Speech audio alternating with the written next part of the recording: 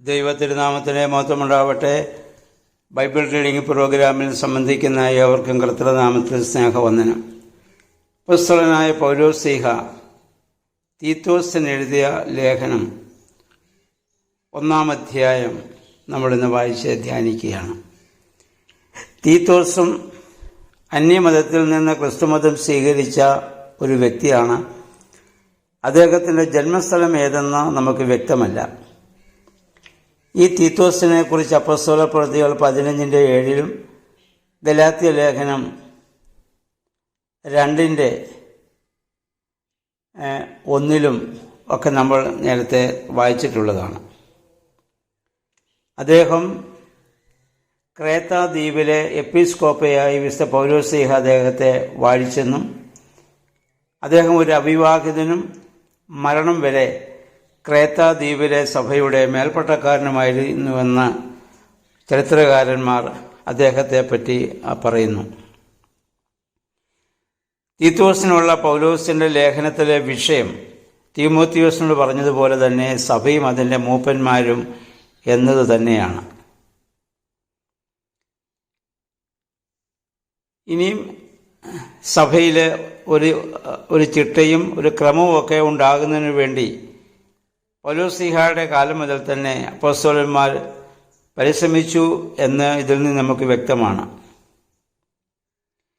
ഇതിൻ്റെ 1-ാം അധ്യായത്തിൽ പൗലോസ്ലീഹ മത്സരികളായവരെ നിശബ്ദരാക്കി സഭയെ നയിക്കുവാൻ കഴിയുന്ന ദൈവഭക്തരായ മൂപ്പന്മാരെ അല്ലെങ്കിൽ മേലധ്യക്ഷന്മാരെ നിയമിക്കുന്നതിനെക്കുറിച്ചാണ് പറയുന്നത്. 2-ാം അധ്യായത്തിൽ സത്യ ഉപദേശം സംബന്ധിച്ചും 3-ാം അധ്യായത്തിൽ നല്ല വേലയെക്കുറിച്ചുമാണ് സംസാരിക്കുന്നത്. ഇവിടെ അദ്ദേഹം തീത്തോസിനോട് പറയുന്നത് ക്രീത്തിലെ സഭയിൽ വേണ്ട ക്രമീകരണങ്ങൾ ചെയ്യുവാനാണ്. കശീശന്മാർക്ക് പട്ടം കൊടുക്കണം. അവരുടെ സംസാരത്തിലും ജീവിതത്തിലും ക്രീത്തുകാർ നിർമ്മലരായിരിക്കാൻ തക്കവണ്ണം അവരെ പ്രബോധിപ്പിക്കണം. പ്രായം ചെന്നവർ യുവാക്കൾക്ക് മാതൃകയായിരിക്കണം.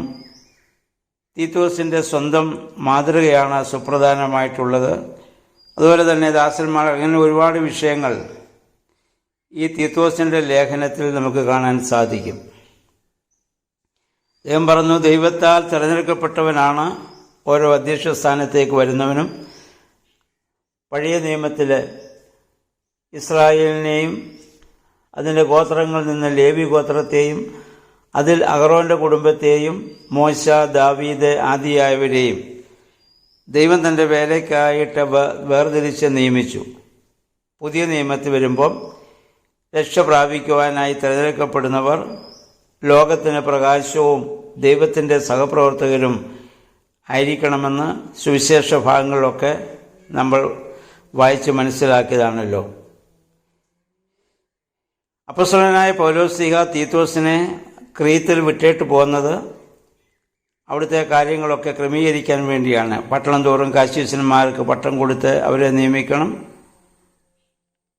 അങ്ങനെ അവിടെയുള്ള ആളുകൾ വളരെ മ്ലേച്ഛന്മാരായ ആളുകളായിരുന്നു എന്ന് എന്നോട് പറഞ്ഞിട്ടുണ്ട് എന്ന് അവിടെ നിന്ന് വന്ന ചില ആളുകൾ പറഞ്ഞിട്ടുണ്ടെന്ന് പൗലോസ്ലീഹ ഇവിടെ പറയുന്നുണ്ട്.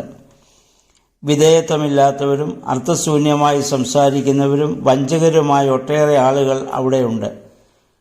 പ്രത്യേകിച്ച് പരിച്ഛേദനവാദികൾ നമുക്കറിയാമല്ലോ. യഹൂദന്മാരിൽ നിന്ന് ക്രിസ്ത്യാനികളായവർ അപ്പോസ്തലിക കാലം മുതൽ തന്നെ അവർ പൗലോസ്ലീഹായ്ക്കും ശിഷ്യന്മാർക്കൊരു വലിയ ഒരു തലവേദന തന്നെയായിരുന്നു. ആദ്യം പരിച്ഛേദന ഏൽക്കണമെന്നും പിന്നെ സ്ഥാനമേറ്റ ക്രിസ്ത്യാനിയാകണമെന്നൊക്കെയുള്ള വാദം അപ്പോസ്തലന്മാർ പ്രവർത്തനം ആരംഭിച്ച കാലം മുതൽ തന്നെ ഉള്ളതാണ്. അങ്ങനെയുള്ള ആളുകൾ എല്ലാ സ്ഥലത്തും അങ്ങനെയുള്ള പ്രശ്നങ്ങൾ അവിടെ ഉണ്ടാക്കുന്നുണ്ട്. അപ്പം അവരെ അത് ഒരു നീചമായ ലാഭം മുന്നം വെച്ചുകൊണ്ടാണ് അവരുടെ പ്രവർത്തനങ്ങൾ. അപ്പം അതുപോലെ തന്നെ ഈ ക്രേത്തയിൽ നിന്ന് വന്ന അവരുടെ തന്നെ ഒരു പ്രവാചകൻ, 12-ാം വാക്യം, അവരുടെ കൂട്ടത്തിലുള്ള അവരുടെ ഒരു പ്രവാചകൻ ഇപ്രകാരം പറയുകയുണ്ടായി, ക്രേത്തയിലെ ആളുകൾ എല്ലായ്പ്പോഴും നുണയരും ദുഷ്ടമൃഗങ്ങളും അലസരും ഭോജനപ്രിയരുമാണെന്ന്. അത്രമാത്രം ഒരു അധാർമികത്തിൽ ജീവിച്ച ആളുകളാണ്. അവരുടെ ഇടയിലാണ് ഇപ്പോൾ ഇത് തീത്തോസിന് പ്രവർത്തിക്കേണ്ടതായിട്ട് വരുന്നത്. പക്ഷേ അവർ മാനസാന്തരപ്പെട്ട് കഴിയുമ്പോൾ അവരോടുള്ള വിവേചനം പിന്നെ പാടില്ല. അവർ ക്രിസ്ത്യാനികളുടെ കൂട്ടത്തിലുള്ളവരാണ്. അപ്പോൾ ആ രീതിയിൽ അവരോട് ഇടപെടണമെന്നൊക്കെയാണ് പൗലോസ്ലീഹ ഇവിടെ തീത്തോസിനോട് ആവശ്യപ്പെടുന്നത്. അപ്പം നമ്മളും ഈ ഭൂമിയിൽ ജീവിക്കുമ്പോൾ അത് മനസ്സിലാക്കേണ്ടതാണ്. ഒരുവൻ ക്രിസ്തുവിലായിക്കഴിഞ്ഞാൽ അവൻ പുതിയ സൃഷ്ടിയാണ്. പിന്നെ ജാതിമത ഭേദമന്യേ അങ്ങനെയുള്ളവരെ ഒക്കെ ഉൾക്കൊള്ളുവാനും നമ്മുടെയൊക്കെ പ്രാർത്ഥനകളിലും ശുശ്രൂഷയുള്ളവരെ സംബന്ധിപ്പിക്കുവാനും ഒക്കെ നമുക്കും ബാധ്യതയുണ്ട്. അപ്പം അതുകൊണ്ട് സഭാപരമായ കാര്യങ്ങളിൽ ജാതിമത വ്യത്യാസങ്ങളൊന്നും തന്നെയില്ല. അപ്പം ആ രീതിയിൽ എല്ലാവരെയും കാണുവാനും സ്നേഹിക്കുവാനും നമുക്ക് സാധിക്കേണ്ടതാണ്. പൗലോസ്ലീഹായുടെ തൻ്റെ ജീവിതത്തിൻ്റെ അവസാന കാലഘട്ടത്തിലെ ലേഖനങ്ങളിലൊക്കെ ദൈവഭക്തിയുള്ള ജീവിതം എന്നതിനായിരുന്നു അദ്ദേഹം കൂടുതൽ പ്രാധാന്യം നൽകിയിരുന്നത്. അത് യോഹന്നാൻ്റെ ലേഖനം വായിക്കുമ്പോൾ യോഹന്നാൻ സുവിശേഷകനും അപ്രകാരം തന്നെ ദൈവഭക്തിയിലുള്ള ആ സ്നേഹത്തെക്കുറിച്ചാണ് കൂടുതൽ പറഞ്ഞത്. മറ്റുള്ള ഇതിൻ്റെ ഒന്നും, അതായത് പരിശുദ്ധാത്മാവിൻ്റെ മറ്റ് കൃപാവരങ്ങളെക്കുറിച്ചൊന്നും അവസാന നാളുകളിലേക്ക്, അല്ലെങ്കിൽ ഭാഷാവരം, രോഗശാന്തിവരം, അങ്ങനെ കുറേ വരങ്ങളുണ്ടല്ലോ, അതിനെപ്പറ്റിയൊന്നും പൗലോസ്ലീഹ ഇവിടെ കാര്യമായിട്ടൊന്നും പ്രതിപാദിക്കുന്നില്ല. എല്ലാവരുടെയും വിശുദ്ധീകരണം അല്ലെങ്കിൽ ദൈവഭക്തിയുള്ള ഒരു ജീവിതം, അതാണ് അദ്ദേഹം കൂടുതലായിട്ട് ആവശ്യപ്പെടുന്നത്. അപ്പം അപ്രകാരമുള്ള ഒരു ജീവിതം നയിക്കുവാൻ ഇത് ക്രേത്തിലെ വിശ്വാസികളെ ഇവിടെ പൗലോസ്ലീഹ അവരെ അങ്ങനെ ആക്കി തീർക്കുവാൻ ഇവിടെ തീത്തോസിനെ ആ ഒരു കാര്യം അവിടെ ഫലമേൽപ്പിക്കുകയാണ്. നമ്മളും ക്രിസ്ത്യാനികളാണെങ്കിലും നാമധേയ ക്രിസ്ത്യാനികളായിട്ട് പലപ്പോഴും നമ്മൾ ജീവിക്കുന്ന അവസ്ഥയിലാണ്. അതിൽ നിന്ന് നമ്മുടെ എല്ലാ ദുഷ്ട സ്വഭാവങ്ങളെയും നീക്കി പ്രകാശത്തിൻ്റെ മക്കളായി ക്രിസ്തു നമ്മിലുള്ളവരായി ആ വലിയ വിശുദ്ധിയോടെ ജീവിപ്പാൻ തക്കവണ്ണം നമുക്കും അത് ഇടയായിട്ട് തീരണം.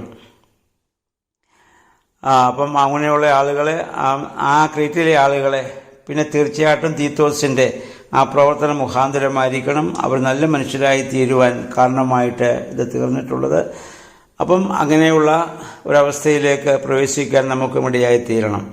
നമ്മൾ പലരും മ്ലേച്ഛമെന്നോ അല്ലെങ്കിൽ കൊള്ളരുതാത്തെന്നോ പറയുന്നിടത്തും ദൈവത്തിൻ്റെ ആത്മാവ് പരിവർത്തിക്കുന്നുണ്ടെന്ന് നമ്മൾ മനസ്സിലാക്കണം.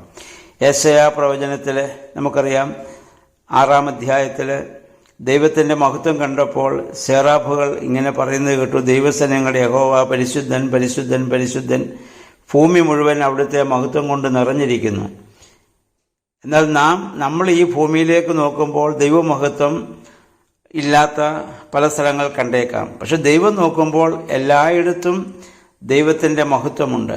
അത് ആരെയും നമുക്ക് മാറ്റി നിർത്താനാവില്ല. എന്നാൽ മാനുഷിക ബലഹീനതയാലും സാഹചര്യ സമ്മർദ്ദങ്ങളാലും മനുഷ്യൻ്റെ ഭാഗത്തു നിന്ന് വീഴ്ചകളും കുറവുകളും ബലഹീനതകളും അശുദ്ധികളും ഒക്കെ ഉണ്ടായേക്കാം. അങ്ങനെയുള്ളവരെ നമ്മൾ വെറുക്കുകയല്ല. നമ്മൾ ദൈവത്തിൽ നിന്ന് പ്രാപിക്കുന്ന വിശുദ്ധിയാൽ അവരെയും വിശുദ്ധീകരിക്കുവാൻ തക്കവണ്ണം ഒരു വാക്കെങ്കിലും അവരോട് പറയുവാനും ദൈവസ്നേഹത്തോടെ അവരോട് ഇടപെടുവാനും സമീപിക്കുവാനും ഒക്കെ നമുക്ക് സാധിക്കേണ്ടതാണ്. അതാണ് സഭയെ കൊണ്ടുള്ള ദൈവത്തിൻ്റെ ഉദ്ദേശം. സഭയുടെ ദൗത്യവും അതായിരിക്കണം.